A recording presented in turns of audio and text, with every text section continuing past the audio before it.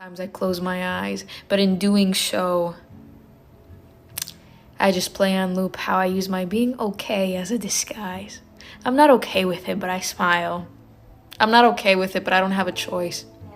It hurts me to see you unhappy, but I think it hurts worse to hear the smile in your voice. When you talk about her, like she put the frickin' stars in the sky, I don't need to ask when you started loving her, but part of me still wonders why. She checked more boxes for you, for the idea of who she could be. You know, I really wonder why your ideal woman looks absolutely nothing like me. So it's hard to see you together. When you said that to a relationship you didn't want to commit.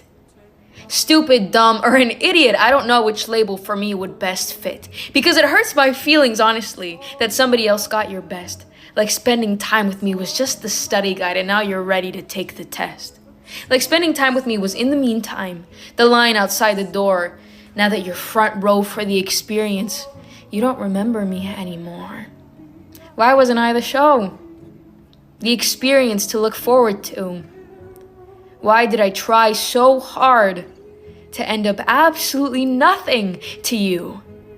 I absolutely hate to say it, but it makes me feel insecure that with her you knew immediately when with me you were never sure. The back and forth later, when things are more known. It's hard to see you together, to see the love that to me could have been shown. Because I think you might love her. I think you might not even know. But I see it in the way you laugh, in a smile that only to me you used to show. So it's hard to see you together. Maybe that's lonely of me to say. But what made her so worth it when I wasn't worth it enough to stay? It's hard to see you together.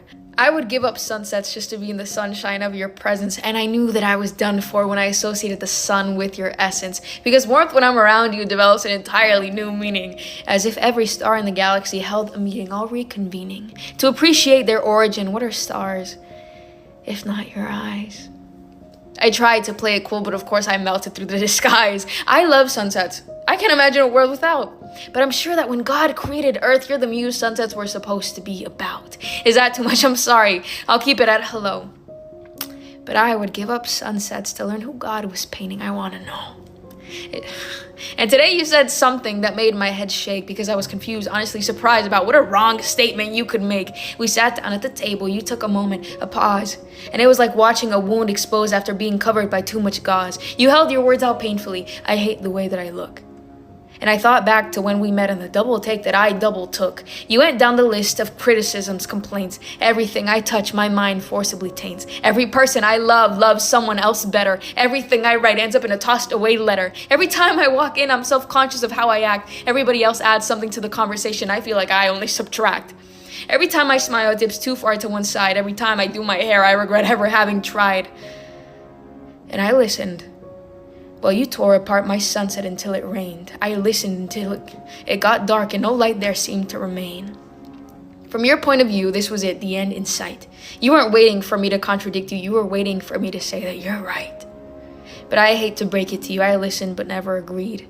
You thought this was a demonstration of a burden from which I had been mercifully freed.